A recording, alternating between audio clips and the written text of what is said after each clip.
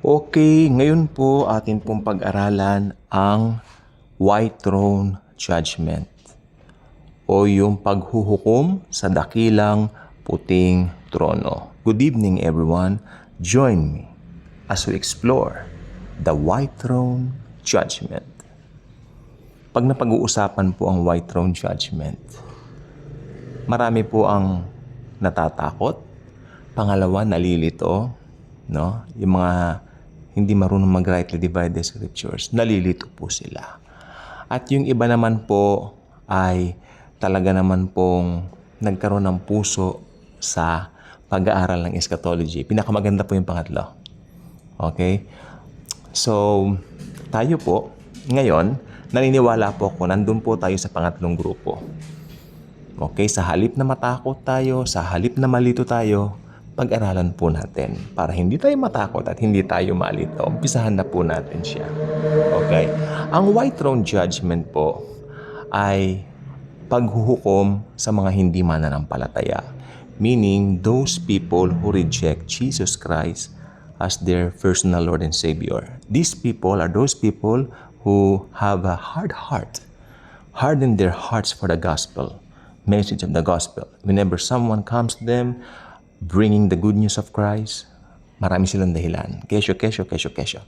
I encountered a lot. We encountered a lot. Dahil kami po talaga laging lumalabas during that time at nangangaral po talaga. No? So, ito pong gusto ko pong sabihin po sa inyo. Naway pagkatapos mong mapanood ang video ito, magkaroon ka na ng desisyon kung hindi ka pa mananampalataya. Talagang naway gamitin ng Panginoon bawat video ito. Dahil may mga ganito po sa YouTube para mas maraming pumunta sa langit kasama ng ating Savior, ang dakilang Panginoong Hesukristo. Okay? So, umpisahan na po natin ang ating pong pag-aaral. The Great White Throne Judgment is described in Revelation 20:11-15. Diyan po siya dinidescribe. Kung may mga Bibles po kaya, would like you to please, for the meantime, pull it out from the bookshelves. And if you have some apps in your phones, mas maigi. Revelation chapter 20:11-15. Nakahanda na po ba ang ating mga Bibles? Okay. I hope so, para mabasa na po natin. Revelation chapter 20:11-15. Ito po ang nakasulat. Then I saw a great white throne and him who was seated on it. Ang Panginoong Hesukristo yun. From His presence, earth and sky fled away, and no place was found for them. And I saw the dead, great and small, standing before the throne, and books were opened. Then another book was opened, which is the book of life. Yun po yun. The book of life will determine, okay, everything sa kanila. And the dead were judged by what was written in the books, according to what they had done. Tandaan po ninyo, itong mga unbelievers, hindi tumanggap ng libreng alok ng kaligtasan. That's why ang kanila pong paghusga, ang Panginoon sa kanila ay according sa deeds nila. Because they rejected the grace of Jesus. I mean, the free gift of salvation of Jesus Christ. Tuloy po natin ang basa. And the sea gave up the dead. And the sea gave up the dead who were in it. Death and Hades gave up the dead who were in them. And they were judged, each one of them, according to what they had done. Then death and Hades were thrown into the lake of fire. This is the second death, the lake of fire. And if anyone's name was not found written in the book of life, he was thrown into the lake of fire. Unfortunately, all unbelievers, hindi nakasulat ng kanilang pangalan sa lake of fire. Okay, himay-himayin po natin ito. By the way, ito po ay mangyayari po ito pagkatapos po nung okay, magte-take place po ito after the millennium, pagkatapos ng paghahari ni Jesus ng 1,000 years. Mangyayari po ito at pagkatapos na si Satanas ay itapon doon sa sa Gihina, no, kasama si Antichrist tsaka si false prophet. Ayun po, dun po mangyayari yan. So, Yan, masaklap na katotohanan for them. So, okay, atin po siyang bulay-bulayin. Okay, meron po akong Bible na Tagalog dito. Downloaded ko po ito. Apps po siya. Magandang balita, Biblia po ang kanya pong translation or salin. Okay, ito po ay again, sa Tagalog, Pahayag 20, 11 hanggang 15. Tagalog, Pahayag 20 or Apokalipsis 20, 11 hanggang 15. Sa Tagalog po yan, okay? So, ito na po. 11 to 15 po ito. Then, ang gagawin po natin, bawat isang talata, nanamnamin po natin. Okay? Medyo matagal po ito. Please bear with me. Kasi, talagang, kailangan Kailangan talaga. Para makapag-decide yung mga tao kay Jesus right after hearing this. Okay. Number 11 or 11, talatang 11. Apokalipsis 20, 11. Okay. Tutuloy-tuloy natin mamaya yan. Pagkatapos nito ay nakita ko ang isang malaking tronong puti at ang nakaupo doon. Naglaho ang lupa't langit sa kanyang harapan at hindi na makita pang muli. Alam niyo po bang napakalakas ng presence ni Lord Jesus Christ during that time na siya po ay babalik sa lupa? Glorified. Grabe. Nakakatupok. Kumbaga para siyang apoy na nakakatupok. Talagang grabe. Matindi pa sa sinag ng araw ang kanyang presensya. Sa kanya pong pagbabalik nga dito po sa lupa, ang kanyang mga paa pagtapak sa Mount of Olives, mag-i-split into two ang Mount of Olives. Kanina pong tanghali, pinapanood ko po yung vlog sa Jerusalem. Pinakita po rin yung Mount of Olives. Sabi niya, dito bababa si Jesus, sabi nila, at mag-i-split yan. Napakalaking bundok, mag-i-split sa paa ng Panginoong Hesus na. Okay. Ganun po katindi. Okay? Sabi dito, nakita kong isang malaking tronong puti at ang nakaupo doon. Si Jesus yon. Naglaho ang langit at ang lupa sa kanyang harapan at hindi na nakita pang muli. Ibig sabihin, nayanig na ng husto. Amen. Sa 12, nakita kong nakatayo sa harap ng trono ang mga namatay, maging dakila at hamak, at binuksan ang mga aklat. Binuksan ng isa pang aklat, ang aklat ng buhay, hinatulan ang mga patay ayon sa kanilang ginawa, batay sa nakasulat sa mga aklat. Yung nakatayo po sa harapan ng trono, lahat po yan unbeliever. Huwag po kayo maniniwala doon sa nagsasabi, mga nakatayo doon dyan, may believer, may unbeliever. Hindi po pwede mangyari yon. Lahat daw ng tao, tapos yung believer, hihiwala. No, hindi po yan ang ibig pong sabihin yan. Mga unbeliever po lahat ito, sapagkat we are talking to the white throne judgment. Ang judgment po ng mga believers dun sa Bema Seat of Christ na naganap po sa langit after nung ma-rapture po tayo. Hindi po ba? Ganun po yon. So, ito po ay mga unbeliever po talaga yung nakita kong nakatayo sa harap ng trono ang mga namatay, maging dakila at hamak. So, mayaman man na unbeliever o mahirap na unbeliever, nandoon po silang lahat. Ito pong gusto ko sabihin. Bibigyan po sila ng laman, buto, lahat. Kung ano yung, tapikin mo nga kapatid tapikin mo ang iyong kamay. Yan, ganyan. Magkakaroon sila niyan. Okay?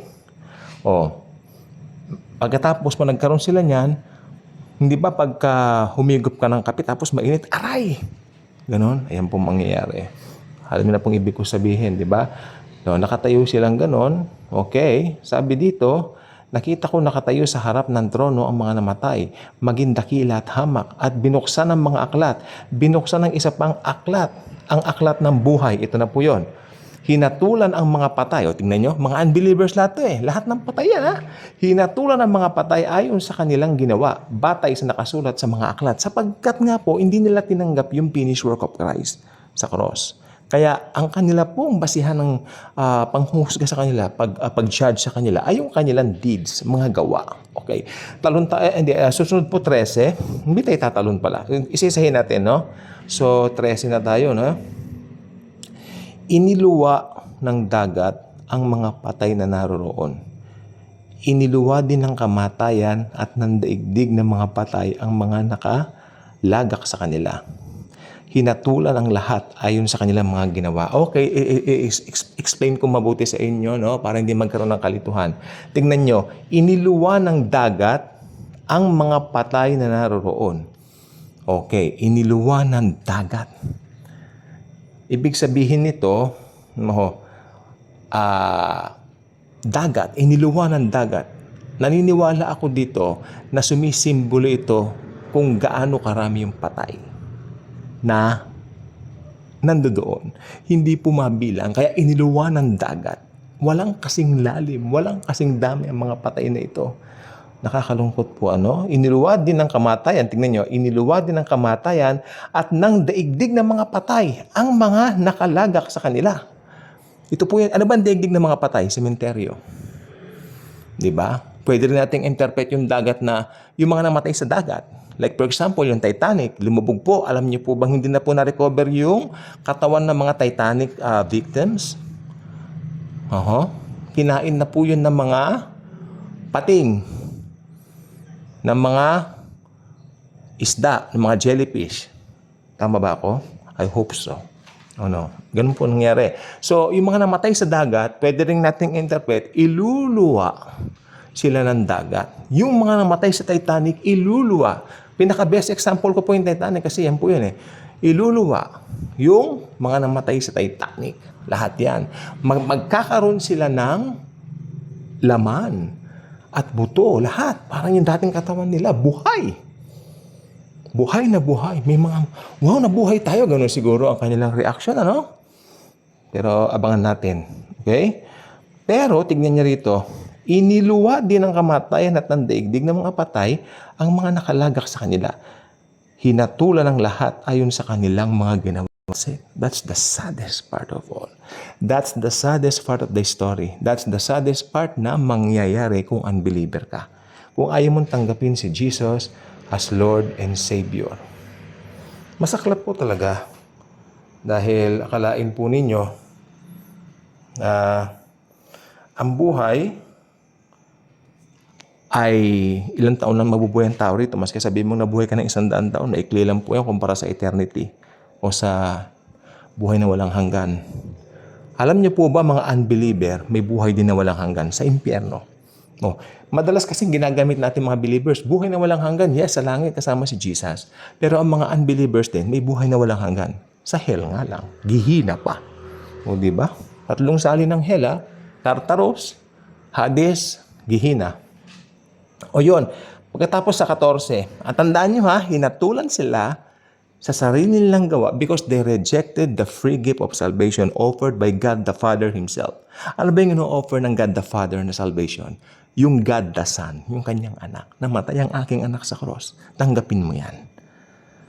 Tanggapin mo yan. Di ba? Alam niyo po ba pag tinanggap, alam niyo po ba na medyo natumulo ang luha ko nung merong isang, yung founder ng TBN, si Paul Crouch, lagi ako nanonood. I love TBN, Trinity Broadcasting Network. I love that. Nung down moments ko, lagi ako nanonood doon. Trinity Broadcasting Network. Si Paul Crouch ang founder noon kasi yung asawa niya si John Crouch. Noong 2003, nagkaroon ng cancer si John Crouch, yung babae. Stage 4 cancer sa tiyan. Pag stage 4, what do you think? Wala na pong pag-asa, di ba? Yan ang mata ng mundo. No, sabi niya, no, I refuse to accept that. I have Jesus. He died not only for my sins, but also to give me a healthy body. Alam niyo yung ginawa po ni John Crouch. During that night na umuwi siya sa kanila, na umupo lang daw siya doon sa kanilang garden. Meron siyang coffee, may Bible. Sabi niya, Jesus, I just believe in you. I believe you died for my sins. And, ito po, you healed all of my disease. Binuksan niya yung Isaiah 53:5. Lord, I claim this verse for my cancer, stage 4. That in your name, in your blood, in your finished work, I am healed. So, ang nangyari po niyan, ito po. Supposed to be, magkakaroon na sila ng yung parang imo-monitor na si John Crouch, dadalhin na sa ospital. O so, pumunta sila ng asawa niya. Pagkatapos na ganyan, yung umpisa ni makimo niya, yung mga therapy niya, laking gulat ng doktor. Last week lang may cancer ito. Bakit nang tingnan nila, wala na yung cancer? Wala na yung cancer. Sumigaw si John Crouch, Jesus! Thank you, Lord. Thank you, Lord. Tapos ang ginawa niya nung gabing yon, masayang-masaya po siya, overwhelmed. Siya po ay umupo doon uli sa garden. Siguro may coffee rin ulit. No, ang gabi na. Mag-isa lang niya. Si Jesus po nag-appear sa kanya. Ako, I believe this. Malakas ang faith eh. Nag-appear si Jesus sa kanya. Sabi niya, Lord Jesus, thank you very much for healing me, for saving me. Alam mo, sabi ni Jesus kay John Crouch? Sabi ni Jesus kay John Crouch, no, my child. Thank you. Lord Jesus, why are you thanking me? Kan John Crouch. Thank you for receiving my gift. See? Si Jesus nagpasalamat pa kay John Crouch dahil tinanggap ni John Crouch yung gift niya. Amen? Napakabuti ng Panginoong Hesus. Palakpakan natin siya. Okay. So, nakita niyo po, working talaga ang Panginoon sa mga believers. Effective talaga ang finished work ni Christ. Bagay na wala doon sa mga unbelievers. Balik na po tayo sa topic natin. Kung ano yung kinaganda o yung ating mga benefits sa finished work ni Christ, kabaligtaran sa mga unbelievers. Wala silang anumang benefits, sinumpa na nga sila sa lupa, isinumpa pa sila pagkamatay nila. Dahil impyerno ang kanilang pagsak. Okay. Saan na po ba tayo tumigil? Ayun. Balik po tayo sa 13, eh. Okay lang po, I'm taking my time. Iniluwa ng dagat. Ang problema lang po pagka medyo napuno na yung memory ng cellphone ko. Pero okay lang po, magdi-delete na lang ako ng iba. Iniluwa ng dagat ang mga patay na naroroon. Iniluwa din ng kamatayan at ng daigdig ng mga patay ang mga nakalagak sa kanila. Hinatulan ng lahat ayon sa kanilang mga ginawa. Ngayon. So, ang kanilang basihan ng salvation ay yung works nila. Kaya, doon sila hinatulan. Di ba? 14 po tayo, 14. Pagkatapos ay itinapon din sa lawa ng apoy ang kamatayan at ang daigdig ng mga patay. Yung mismong kamatayan pala, nilupig na rin. Di ba namamatay ang tao? Ibig sabihin nun, wala na pong kamatayan. Ganun. Parang expression lang po yan. Oo. Parang talinghaga lang po yan. Ibig sabihin na wala nang mamamatay. Tapos na ang kamatayan dahil Jesus reigns forever and ever. Diba? His kingdom. I love the song, This Kingdom by the Hillsong. No? Hillsong. Gusto ko yung kanta. This Kingdom. Okay. Pagkatapos ay itinapon din sa lawa ng apoy ang kamatayan at ang daigdig ng mga patay. Ang lawa ng apoy ay ang pangalawang kamatayan. O, ito ng mga pilosopo. Minsan ba naman pinilosopo ko dito? Mamamatay yung mga tao, kaya okay lang daw matapon sila sa lawa ng apoy. Kasi pagdating na doon, mamamatay sila. Magsisis daw sila. No, ako, hindi po yan ang ibig sabihin niyan. Ang ibig sabihin niyan, pangalawang kamatayan, sumisimbolo po sa kawalan ng pag-asa. Yun lang po ang ibig sabihin ng pangalawang kamatayan. Maski kanino mo theologian na i-ask yan. Kawalan ng pag-asa sa kinasadlakan mo. Dahil sa pagpapabaya mo sa gospel, dahil sa pag-reject mo kay Lord Jesus Christ. Kawalan ng pag-asa. Yan ang pangalawang kamatayan. Di ba? Kasi wala na yung unang kamatayan, tinapon na eh. Ibig sabihin ng pangalawang kamatayan, wala ka ng pag-asa, doon ka na sa impyerno, sa gihina forever and ever.